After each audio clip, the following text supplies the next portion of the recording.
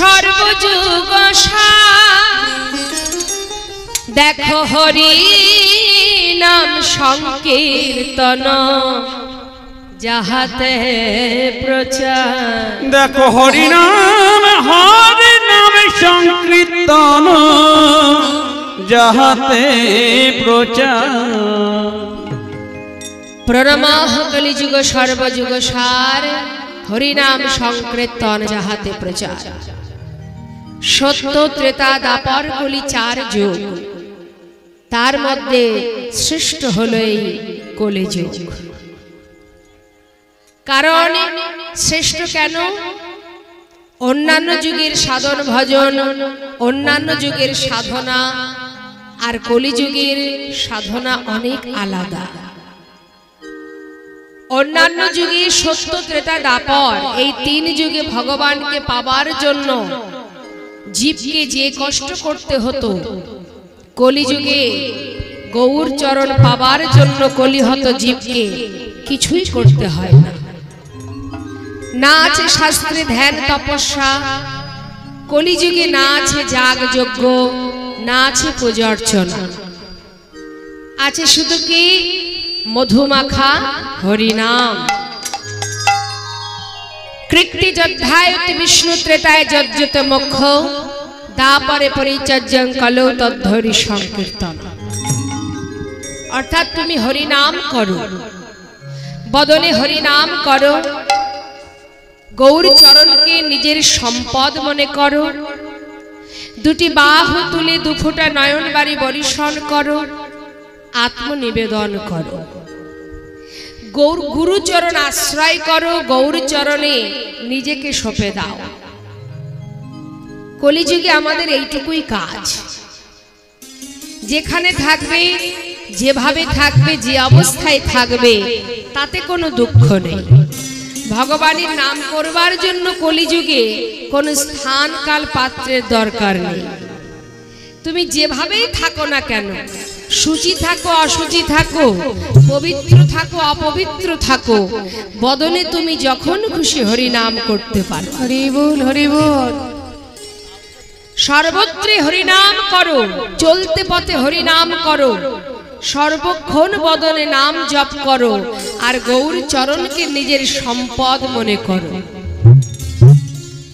পার্থিব জগতের যে সম্পদের মালিকানা করে আমরা দিনগুলি কাটিয়ে ফেলছি, ইহ জগতে যা কিছুকে নিয়ে আমরা মনে মনে গর্বিত অহংকার দেখাই যে এ জগতের বাড়ি আছে, গাড়ি আছে, টাকা আছে, এগুলো আমার, আমি এই সম্পদের মালিক। কিন্তু জেনে রাখো এ সম্পদ তোমার নয়। তোমার আগে একজন মালিক ছিল, সে নেই, সেই জন্য তুমি মালিক হয়েছ। আবার তুমি যখন চলে যাবে আরো একজন এই সম্পদের মালিক হবে। অর্থাৎ তুমি যে কষ্ট করে এসেছো মর্ত এই ধামে, মনুষ্যকুলে জন্ম পেয়েছো, মানব দেহ পেয়েছো, এই মনুষ্যকুলে জন্ম পেয়ে তুমি সারা জীবন ধরে অনিত্য বস্তুকে নিয়ে আমার আমার করে তোমার কৃষ্ণ ভজনের মূল্যবান সময়টা তুমি কাটিয়ে ফেলছো। জেনে রাখো কাতব কান্তা কাস্তে পুত্র সংসারায় বতিব বিচিত্র, নলিনী জলদতে তারলাং তদ্বদতি শয়চপর। অর্থাৎ আপনাদের এইদিকে অনেক ছোট ছোট পুকুর দেখা যায়।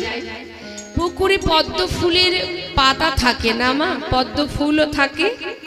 তা পদ্ম ফুলের পদ্ম পাতায় জলের বিন্দু যখন থাকে, দেখলে মনে হয় না জলটা টলমল করছে। আবার এও মনে হয়, এই মনে হয় পড়ে গেল, কখন যে পড়ে যাবে আমরা কেউ জানি না। তা যদি বাবা যখন পদ্ম পাতা থেকে জলের বিন্দুটা পড়ে যায়, সেই পাতার উপরে জলের কোনো দাগ দেখা যায় না? যায় না। ঠিক তেমন পদ্ম পাতার উপরে জলের বিন্দু টলমল করছে, আমাদের হৃদয় পদ্মের পাতায় প্রাণরূপ জলের বিন্দু টলমল টলমল করছে। পাতা থেকে জল পড়ে গেলে জলে যেমন, পাতায় যেমন কোনো দাগ থাকে না, ঠিক তেমন তোমার হৃদয় পদ্মের পাতা থেকে প্রাণরূপ জলের বিন্দুটা যখন পড়ে যাবে, যাদের জন্য তোমার স্বাদের মানব জনমটা মাটি করলে, তাদের হৃদয় পদ্মের পাতায় এতটুকু দাগ থাকবে। তাহলে আমাদের ভাবতে হবে, মাথায় রাখতে হবে, আমার নিজের বলতে কি আছে জগতে? আমার বলতে কি আছে জগতে? আমার বলতে কিছুই নেই, কিছুই আমার নয়। যে নামটা নিয়ে ঘুরে বেড়াচ্ছি, আপনারা সবাই আমাকে চেনেন, আমার নাম শম্পা গোস্বামী, তাই না? এই নামটা কি আমি এনেছিলাম? এসেছিলাম যখন, তখন আমার কোনো নাম ছিল না। কেউ একজন এই নামটা আমাকে দিয়েছে, সেই নামটা নিয়েই কিন্তু আমি চলছি, ব্যবহার করছি আমি। তাহলে আমার বলতে কিছুই নেই। আবার আমি যখন চলে যাব, এই দেহ পড়ে থাকবে, সবই পড়ে থাকবে, আমি চলে যাব। আমি অর্থাৎ আত্মা, এই দেহটা আমি নয়। আমি যদি এখন মারা যাই, আমার দেহটা এখানে থাকবে, সবাই বলবে কি হয়েছে, শম্পা গোস্বামী মারা গেছে, তাই তো? তাহলে তার হাত আছে, চোখ, নাক, মুখ, দেহ সবই তো আছে। তাহলে সে কোথায়? যে চলে গেছে সেই হচ্ছে আমি। তাহলে এই পৃথিবীতে মহাজন বললেন, ওই পদ্ম পাতার মতো প্রাণরূপ জলের বিন্দু টলমল করছে। হে জীব, মাত্র 100 বৎসর আমাদের পরমায়ু। এই 100 বছরের মধ্যে তাও আমরা 100 বছর বাঁচি না। কলিহত জীবের আয়ু হচ্ছে 100 বছর, তাও সবাই বাঁচে না 100 বছর। তাহলে অতি অল্প সময়, এইটুকু সময় আমাদের কলিজীবে। কিন্তু বাবা, এই মনুষ্যকুলে জন্ম পেয়েছি, সাধনা করেছি কতদিন? 84 লক্ষ জনি ভ্রমণ করেছি। 84 লক্ষ বার পৃথিবীতে এসেছি, আবার চলে গেছি। এত সাধনার পর 100 বছর পরমায়ু পেয়েছি, তাও থাকবো না এতদিন। তাহলে এই যে 60 বছর 70 বছর মানুষ বাঁচে, এই অল্প তো সময়, এর মধ্যে যদি আমার আমার করে অনিত্য বস্তুর পিছনে ছুটে বেড়ায়, তাহলে সাধের মানব জন্মটাই আমাদের বৃথা। হরি বল, হরি বল। শাস্ত্রে বলেন, তাহলে কি আমরা সংসার করব না? আপনারা বলতেই পারেন, সংসার তো অবশ্যই করবেন। সংসার করেছেন যখন, সংসার করতে হবে। সংসার তো রাধা রানীও করেছেন, আয়ানের ধরনী হয়েছেন, কর্ম করেছেন, রন্ধন করেছেন, কিন্তু তার মন কোথায় ছিল মা? গোবিন্দের কাছে, তাই না? ঠিক তেমন তুমিও সংসার করো, কর্ম করো, সবই করো, কিন্তু মনটা দিয়ে দাও কৃষ্ণ চরণে। নিতাই গৌর হরি বল, হরি বল।